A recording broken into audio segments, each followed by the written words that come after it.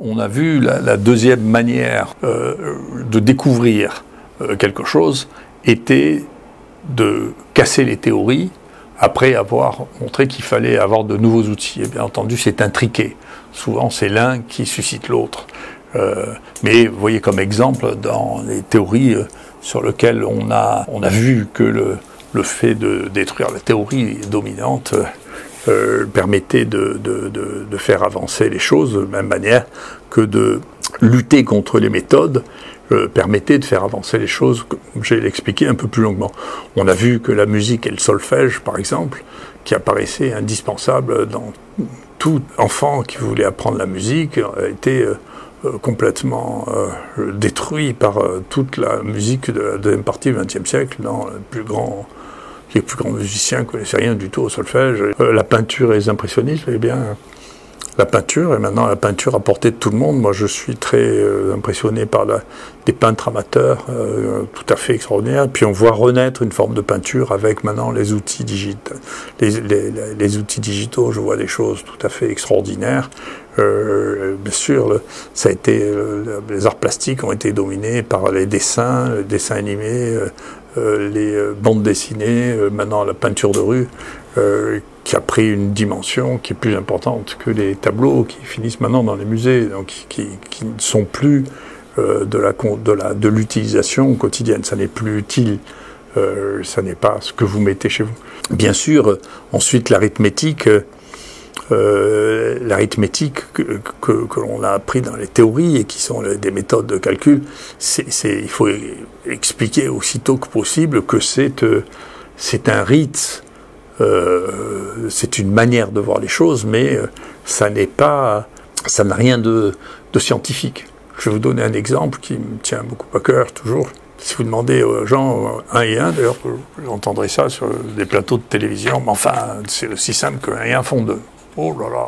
La plupart du temps, dans notre monde, 1 et 1 font 10. D'accord ? Parce que tout le langage binaire, tout ce que vous voyez qui est digital ne connaît pas le 2, il connaît le 1 et le 0.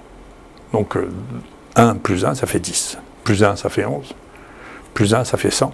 Plus 1, ça fait 101. Parce que vous n'avez que du 1 et du 0. Et ça, la plus grande partie de votre monde n'utilise pas du tout le 1 et 1 font 2. Vous voulez que je vous donne un autre exemple qui est culturel. Chez les Chinois, il y a 2 manières de dire 2. Donc 1 et 1 peut être répondu par un signe ou par un autre signe en fonction des circonstances environnantes. Pour ceux à quoi on le met. Donc quelque chose qui vous paraît aussi clair et aussi simple que 1 et 1 font 2, c'est juste conventionnel. C'est pas de la réalité, c'est pas de la science, c'est conventionnel. Et donc c'est ce qui rend les choses compliquées. Voilà, maintenant on va rentrer contre la méthode. Parmi ces éléments, donc il y a les essais cliniques, les prédictions mathématiques, regarder dans la poubelle, dont je vous reparlerai, les génomes démocratiques et l'urine stérile. Il y a une théorie que j'ai ressortie, qui est j'appelle la théorie du croquet vivant, qui est une théorie sortie de Alice au pays des merveilles. Quand Alice joue au croquet, sa tige est un flamant rose, et la boule est un hérisson. Alice n'arrive jamais à envoyer la boule dans les crochets du croquet. Pourquoi ? Parce que Alice elle-même, elle a une manière d'agir. Le flamant rose, il a ses propres opinions, il bouge dans tous les sens, et le hérisson aussi.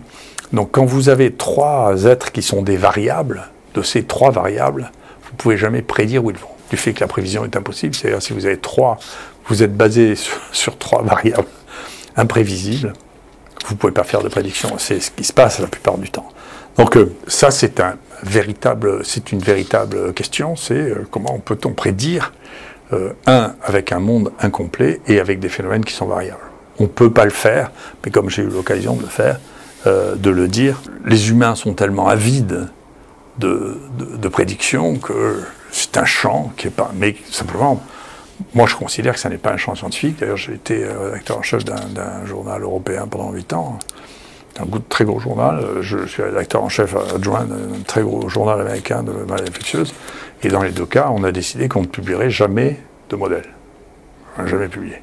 Puisqu'on considère que ce n'est pas de la science. C'est la spéculation mathématique. Éventuellement, les politiques adorent ça, parce qu'ils aiment ça. Mais comme les généraux romains aimaient les auspices et les aruspices, hein, c'est pareil, c'est de même nature. Voilà, c'est comme ça. Bien, ensuite, donc, c'est posé la question dans la science, c'est contre la méthode. Hein, là, on est dans le domaine du contre la méthode.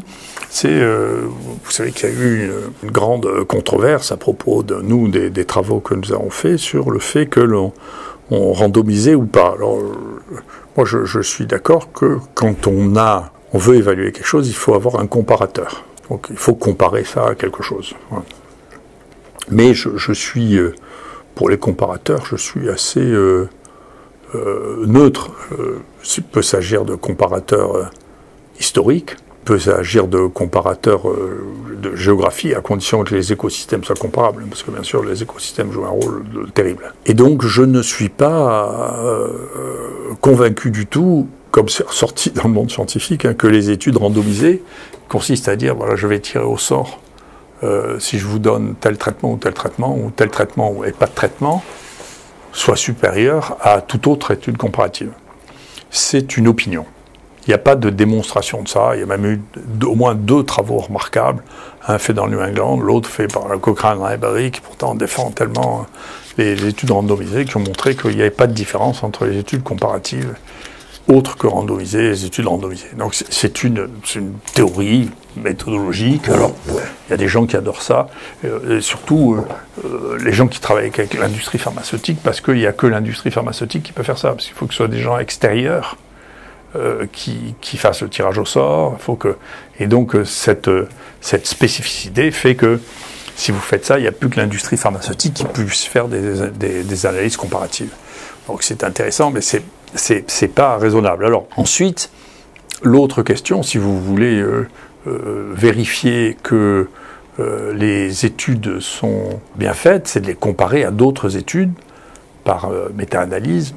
Et ça, on met toutes les études et on compare, et on regarde si les analyses tirent toutes du même côté, ou si elles ne tirent pas toutes du même côté. Et donc, vous regardez, et ce qui est intéressant, c'est de voir d'ailleurs, quand elles ne tirent pas du même côté, de voir qui c'est qui a fait les études qui ne tiraient pas du même côté. Là, vous pouvez trouver des liens d'intérêt obscurs, ou des manières de travailler différentes. Ou des écosystèmes différents, parce que, encore une fois, les écosystèmes sont différents. Dans les écosystèmes qui sont différents, je vais vous donner un exemple. Nous, quand on a fait la première étude sur l'hydroxychloroquine, où on dosait, pour analyser la cinétique de l'hydroxychloroquine, on dosait ça chez les malades. Je dois dire qu'on a la plus grande expérience au monde, hein, de l'utilisation et des dosages d'hydroxychloroquine. Alors, il y a des gens qui font des modèles là aussi pour dire que c'est pas ça qu'on devrait trouver. Mais enfin, moi, je les dosais dans mon laboratoire, puisque à l'époque, les gens de pharmacologie ne voulaient pas les doser, donc ça fait 30 ans qu'on les dose. Bon, ça fait 30 ans qu'on fait 300 dosages par an. Au cours de l'épidémie de Covid, on a fait 3000 de dosages. Je sais exactement ce que c'est, la concentration. Je sais combien il faut donner. Je sais, c'est une des raisons d'ailleurs pour lesquelles j'étais en désaccord avec beaucoup d'études qui ont été faites, parce qu'il y a des gens qui donnaient des doses qui étaient toxiques. Les Anglais commençaient avec des doses qui étaient 4 fois la dose, et les Français qui ont donné des doses qui étaient inefficaces parce qu'ils donnaient les 2/3 de la dose. Donc ils auraient mieux fait de regarder. Nous, on était les seuls à avoir l'expérience en maladie infectieuse, donner de l'hydroxychloroquine. Personne n'a utilisé au départ les mêmes doses que nous. Donc après, si vous comparez des études comme ça, vous comparez des choses. C'est comme quand on est petit, on ne peut pas mélanger les billes et les tiges. Hein. On ne peut pas le faire. Donc on ne peut pas le faire. Du coup, il y a un problème, c'est que si vous devez définir ce que vous allez choisir dans la méta-analyse pour que toute chose soit égale par ailleurs et pour en tirer des trucs. Donc tout ça, des choses un peu plus complexes que, encore une fois, des affirmations simples, si vous voulez, en disant il n'y a que ça qui est bon pour le sel de la Terre, parce que ces gens qui parlaient de ça, ils avaient entendu parler de randomisation un mois avant, et donc ils vont cracher les randomisations, randomisation. Donc c'est intéressant, mais ça n'a pas beaucoup de sens. En plus, je vous dis, nous, quand on a commencé à doser, par exemple, quand on a commencé à doser, moi, à chaque fois que je donnais des médicaments pendant un certain temps, donc l'hydroxychloroquine, on donnait ça pendant 2 ans, hein, donc pour éviter qu'il y ait une toxicité, une accumulation, etc., on fait le dosage. Et on a la surprise, quand on a fait les dosages, là, ben, il y avait 10% des gens chez qui il n'y avait pas d'hydroxychloroquine. Ils n'avaient pas pris le médicament. Déjà hospitalisés. Alors on ne sait pas si c'était l'infirmière qui était contre, le malade qui ne voulait pas, mais tous les humains savent ça, vous ne faites pas exactement ce qu'on vous dit pour les médicaments. Les humains, ils font un peu ce qu'ils veulent. Hein. Donc si vous voulez, et le degré de réticence ou d'autonomie des malades n'est pas du tout le même d'un pays à l'autre. Donc l'idée que les humains, c'est juste comme des ordinateurs, et que vous pouvez décider d'une manière telle et qu'ils vont tous faire comme ça, c'est une idée de fou, c'est une idée de gens qui n'ont jamais vu de malade. Ce que nous on appelle la compliance, et l'acceptation du médicament, elle dépend du médecin, du malade, de la culture, des circonstances. D'accord ? Tout ça, c'est pas des mathématiques, c'est pas de l'arithmétique de base. Tout ça, ça nécessite de l'expérience. On peut pas se passer des médecins. Là, il le disait d'ailleurs au ministère, il faut se débarrasser de l'artisanat en médecine. Mais on ne peut pas, c'est des humains, c'est pas des machines. D'accord ? Et donc, tant qu'on n'aura pas compris ça, on n'aura pas compris qu'au contraire, il faut réinvestir les médecins des qualités humaines pour pouvoir le faire. Ça, on avait démontré, pour les ulcères gastro-duodénaux, avant qu'on sache que c'était une maladie infectieuse.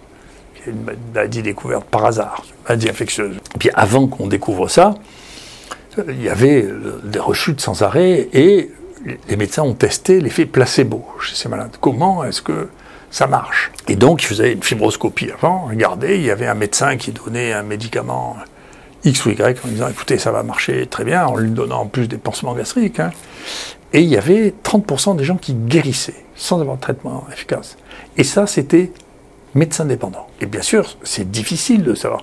Moi, je sais bien, parce que pendant 1 an ou 2 ans, j'ai fait des expertises médicales pour comprendre de quoi se plaignaient les patients. D'accord ? Et moi, je vois bien qu'il y a des patients, je me rappelle un gastroentérologue, c'était un sale type, quoi. Il traitait les malades d'une manière épouvantable. Lui, je peux vous dire que l'effet placebo, il n'y en avait aucun. Hein. Donc, la femme qui était là, elle l'effet placebo, vous vous rendez compte comment il me traite, il m'a traité le truc, il a refusé de m'écouter. Mais déjà, ça... Déjà, au niveau du Conseil de l'Ordre des médecins, je m'en fous, maintenant je n'y suis plus. Mais vous n'avez même pas le droit de le dire qu'il y a une différence entre les médecins. C'est évident. Il y a une différence entre les chirurgiens aussi. Nous, pour les endocardites, on avait les meilleures séries mondiales, mais en grande partie parce qu'on a un chirurgien qui est absolument exceptionnel et qui fait toutes les endocardites. Le jour où il va partir à la retraite, il y aura peut-être 3 ou 4% de mortalité en plus. Parce que c'est humain. D'accord ? On ne peut pas éliminer ça. Donc il y a une limite à vouloir mathématiser, si vous voulez, la thérapeutique. Donc on a besoin d'éléments comparatifs, et les éléments comparatifs, on peut en tenir compte quand il y a des différences qui sont importantes. Et on a remplacé le fait qu'il y a une différence si importante par les différences significatives. Mais des fois, il y a des différences importantes qui ne sont pas significatives. Et par exemple, un type très intelligent, un Anglais, avait mis ça, qui appelle ça le paradigme du parachute. Il dit, mais vous savez, on n'a jamais fait de groupe contrôle pour le parachute. Il y a des groupes contrôle historiques, mais on n'a jamais fait une étude randomisée. Est-ce que quelqu'un veut commencer à faire une étude randomisée pour savoir si le parachute sauve la vie? Personne ne veut. Donc ce qu'on a, c'est une étude comparative, c'est-à-dire, on sait que si le type tombe d'un avion de 500 mètres, il meurt. Et qu'avec les parachutes, ils ne meurent pas tous. Il y a une différence. Il suffit d'un pour voir la différence. Donc ça, c'est une étude comparative, mais avec un groupe rétrospectif, c'est pas une étude randomisée. Donc il y a, en particulier pour les maladies dans lesquelles il y a une très grande sévérité, c'est pas la peine de faire du randomisé, vous le savez tout de suite. Par ailleurs, si vous avez d'autres marqueurs, ceux qui sont devenus les plus excités avec les études randomisées, c'est les gens qui ont travaillé sur les infections chroniques, pour lesquelles c'est là que ça a probablement le moins de signification. Pour le sida ou pour les hépatites, en réalité, ce dont vous avez besoin, c'est de regarder s'il y en a encore dans le sang ou s'il n'y en a pas. Comme on a les moyens pour le faire. Quand les études ont été commencées, on n'avait pas ces outils. Maintenant, on a ces outils. Vous donnez un traitement, s'il n'y a plus de virus, ça marche. Vous n'avez pas besoin de donner un placebo. Si un placebo, c'est évident que le virus restera là. Donc c'est idiot, cette histoire. C'est comme ça que les gens qui ont vendu le traitement pour l'hépatite C ont réussi à faire des études randomisées sans contrôle virologique, donc en disant qu'il fallait donner pendant 24 semaines de traitement. Maintenant, on sait qu'il suffit de 6 semaines. Mais si vous aviez fait les dosages de virus, vous avez besoin ni de placebo, ni de 24 semaines, et donc on a payé 4 fois plus cher un traitement qui servait à rien, plutôt que de faire de la science. Et vous savez, c'est beaucoup de gens qui étaient là-dedans, qui ont été mes pires ennemis dans cette histoire. Hein. Donc ils n'ont pas compris que les études randomisées pour une maladie qui est une maladie virale chronique, c'était idiot. Ils n'ont pas compris ça quand même. Il suffisait de regarder s'il y a du virus ou pas. C'est inquiétant. Le niveau de réflexion du mécano de la méthode, vous voyez, le mécano de la méthode, et donc ça veut dire que les méthodologistes sont les gardiens du temple de la méthode, et donc les gardiens du temple, c'est toujours un peu dangereux. Ce qui est intéressant, d'ailleurs, c'est pour ça que j'ai mis la Haute Autorité de Santé à réviser sa doctrine en disant, écoutez, non, mais les études comparatives sera important. Alors, ça va être très important pour eux parce que sinon, ils n'arriveront jamais à valider l'usage de nouveaux antibiotiques parce qu'on ne pourra jamais faire d'études randomisées avec les nouveaux antibiotiques pour les résistants. C'est impossible. Il y a tellement peu de résistance. Et en plus, le temps que vous ayez le résultat, les malades sont guéris ou morts ou passés en réanimation, que donc, tout ce qu'ils pourront faire, c'est des études comparatives entre j'ai utilisé ça, j'ai pas utilisé ça, et ils sont morts ou ils sont pas morts. Et ces études, pour ce qu'on en a, il n'y a pas grand-chose qui démontre grand-chose. Donc, ils sont bien obligés, pour laisser une porte d'entrée, l'industrie pharmaceutique, tant que c'était pour une infection chronique, ils étaient pour le randomiser. Ça, c'est eux qui maîtrisaient la durée du traitement. Tandis que là, pour les antibiotiques, les nouveaux antibiotiques, il faudra bien faire du comparatif entre j'ai donné un mauvais antibiotique et un antibiotique qui marche, et celui qui marche donne de meilleurs résultats, ce qui est plausible. Et pas toujours vérifié, parce que les choses sont un peu plus compliquées que ça. Parfois, les gens guérissent sans qu'ils aient les antibiotiques efficaces. Nous, la pire bactérie qu'on ait eue ici à Marseille, qui était un Acinetobacter, qui était résistant à tous les antibiotiques qu'on avait sous la main à cette époque-là, et qui est devenu résistant au fur et à mesure aux antibiotiques qu'on a. À la fin, quand il a eu cette bactérie qui était résistante aux antibiotiques, il a guéri tout seul. Peut-être parce qu'en devenant résistant, il avait perdu sa fitness, sa vitalité, ou finalement le patient avait développé une forme d'immunité. En fait, là aussi, c'est pas infondeux, c'est un peu plus complexe que ça. Contre la méthode, je vous ai parlé de la musique et du solfège et de la peinture. Et puis, contre la méthode, je vous ai dit, regardez à la poubelle avec ma collaboratrice Christelle Dénu, qui a trouvé les transpovirons. Et puis, contre la méthode, je vais vous parler des virus tels qu'on commence à les comprendre maintenant, à propos du Covid. Ce que l'on publie comme étant une séquence virale, il faut revenir à ça. C'est un artefact. Ça n'existe pas.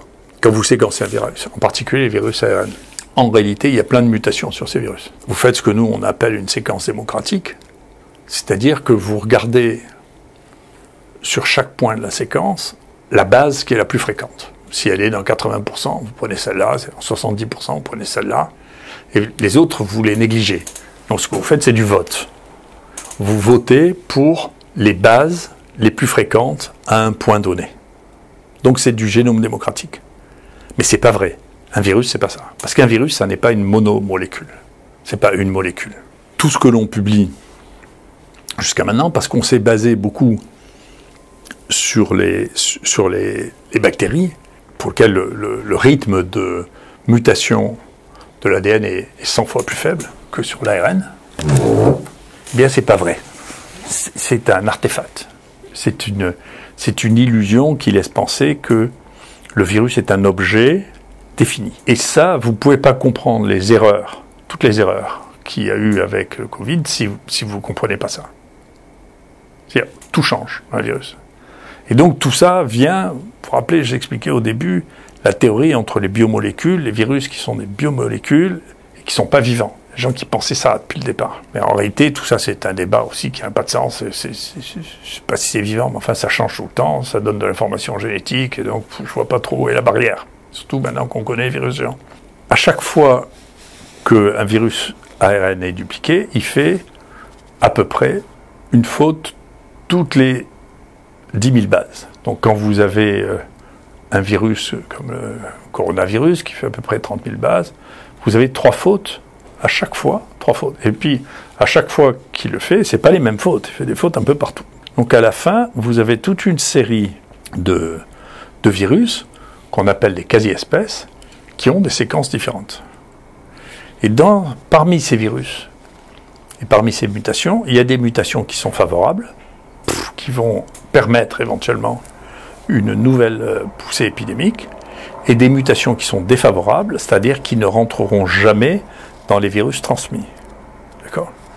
Et donc ça, c'est ce qu'on appelle les quasi-espèces. Alors les quasi-espèces, c'était connu, nous on avait travaillé dessus, ça fait longtemps qu'on travaille sur les génomes, on a travaillé dessus en regardant avec Catherine Tamalet, Philippe Colson et Noira, on avait travaillé dessus sur le virus du sida, on voyait qu'il y avait, parce qu'on regardait les séquences, ça avait été un débat, on s'était beaucoup disputé avec la NRS, l'agence du sida, parce qu'on voulait séquencer nous-mêmes, et qu'eux trouvaient que c'était idiot qu'il fallait sous-traiter les séquences.